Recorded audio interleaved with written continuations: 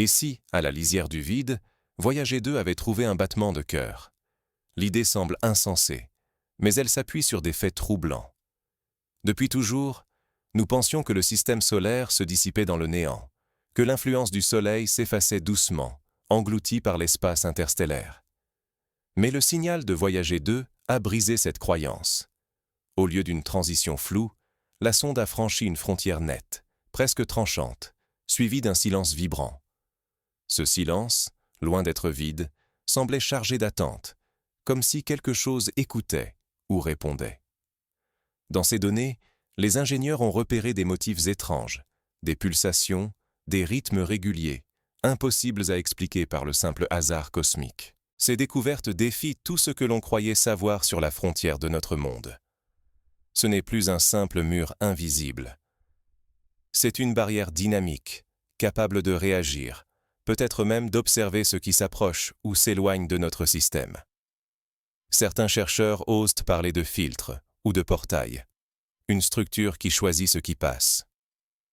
Ignorer ces indices, c'est risquer de rater une vérité essentielle. Et si l'univers n'était pas aussi vide, ni aussi indifférent que nous l'imaginions? Ce silence pourrait cacher des messages, voire une volonté extérieure.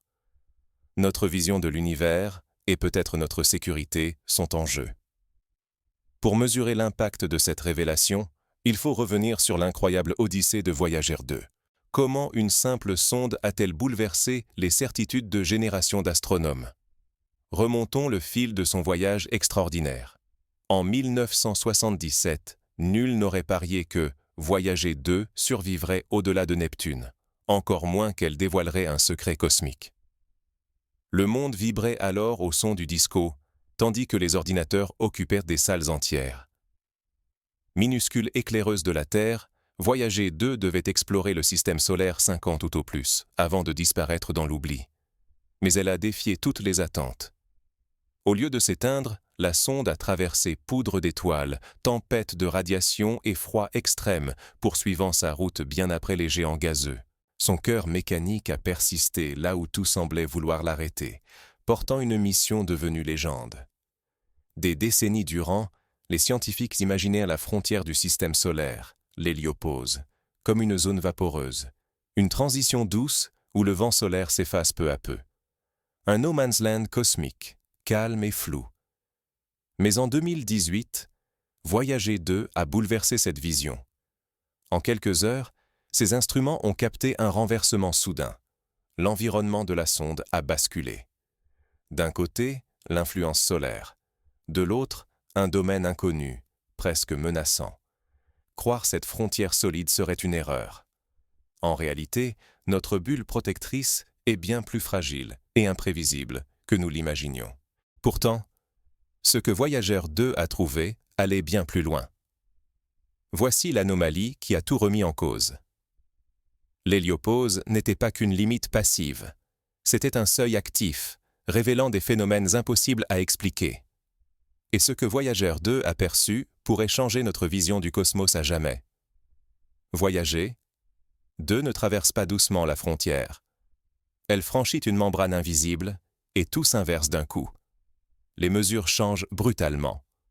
En un éclair, la densité du plasma explose, multipliée par plusieurs ordres de grandeur. Les champs magnétiques s'alignent comme si une force cachée les avait guidés. Ce passage n'est pas une transition, mais une fracture nette, une porte qui s'ouvre après des milliards d'années d'attente. Les chercheurs espérèrent découvrir un affaiblissement progressif de l'influence solaire, une limite floue et paisible. Mais les capteurs de Voyager 2 dessinent un tout autre tableau. La frontière du système solaire vit.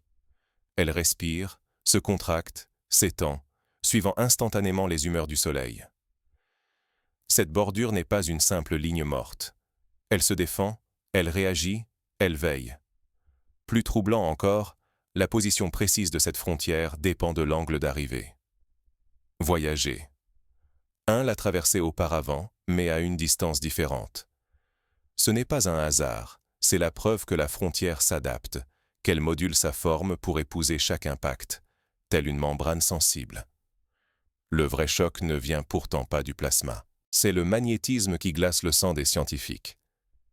Les modèles prévoyaient un chaos entre les champs solaires et interstellaires. Or ici, les lignes magnétiques sont parfaitement alignées, presque fusionnées. L'ordre règne là où l'on attendait la confusion. Pourquoi une telle précision? Qui ou quoi orchestre cette harmonie? Ce constat sème le doute. S'agit-il d'un pur hasard cosmique, d'une singularité statistique, ou d'un mécanisme organisé, voire délibéré? Cette frontière ressemble à un seuil, un filtre, peut-être une barrière érigée pour une raison qui nous échappe encore. Notre confiance vacille. Si cette frontière est aussi dynamique et fragile, notre bouclier contre les radiations galactiques n'est ni éternel ni sûr. Une simple variation solaire, un imprévu, pourrait l'amincir et exposer la Terre à des dangers inédits. Mais ce n'est qu'un début. Ce que Voyager 2 va révéler ensuite bouleversera à jamais notre vision de l'espace profond. Plus loin, les signaux de la sonde vont décrire un territoire encore plus étrange. Ce qui attend au-delà défie toute logique connue. Et si, au-delà de la frontière, quelque chose attendait et réagissait à notre intrusion? Lorsque Voyager 2 franchit la limite du système solaire, tout bascule. Un silence absolu tombe. La sonde cesse soudain d'émettre, engloutie dans le vide. Puis, sans avertir, les signaux reprennent, comme si une main invisible avait suspendu puis relancé l'appareil. Le soulagement des équipes est de courte durée. Autour de Voyager 2, des pulsations étranges se manifestent. Elles battent toutes les 13h30, avec une régularité qui évoque le pouls d'un être titanesque caché dans l'obscurité.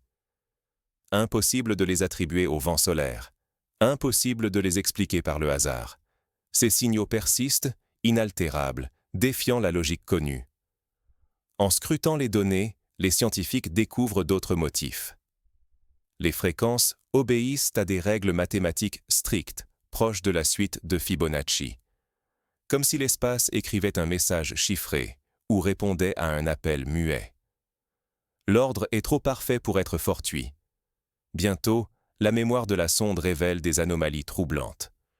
Des fragments de données d'avant la traversée sont modifiés. Des images se déforment, des systèmes censés être inertes s'activent brièvement. L'appareil semble traverser une zone où passé et présent se confondent, ou bien être sondé par une intelligence étrangère. Une hypothèse effrayante émerge.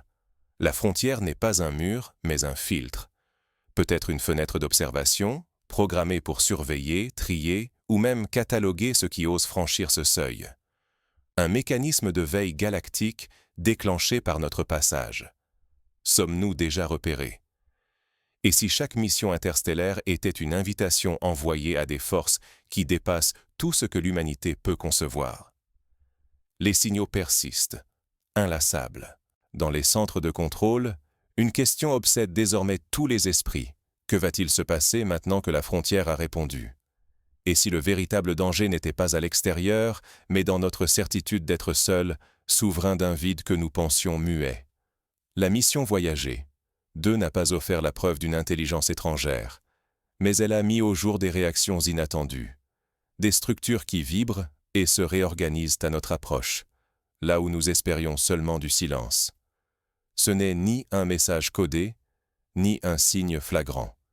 C'est une frontière qui pulse, un espace qui répond à notre intrusion par des alignements impossibles à anticiper. Cette découverte ébranle l'idée d'un univers froid et indifférent. Il se pourrait que le cosmos ne soit pas un simple décor, mais un acteur silencieux, capable d'interagir, ou du moins de percevoir notre présence.